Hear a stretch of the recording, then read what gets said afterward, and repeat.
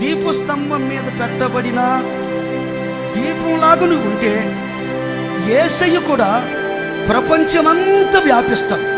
ఇంకా మన దేశంలో తెలియని మారుమూల ప్రాంతాలు కూడా యేసయ్యను గురించిన సందేశం అందుతుంది. యెహోవా యందు భయము భక్తి కలిగిన వాడు జ్ఞాని. సృష్టికర్త ఎవరో సృష్టి ఎవరో తెలియని అజ్ఞానులు ఉన్నారు ప్రపంచమంతా. మనమైతే సృష్టికర్తను తెలుసుకొని ఆయనను పూజిస్తున్నాం. సాష్టాంగపడి ఆయనని మొక్కిరి పూజించి కాదు, మన స్టార్ అనేకులకి మార్గదర్శకులుగా యేసయ్య రక్షకుడి దగ్గరికి నడిపించే సాధనాలుగా నువ్వు నేను మారాలి.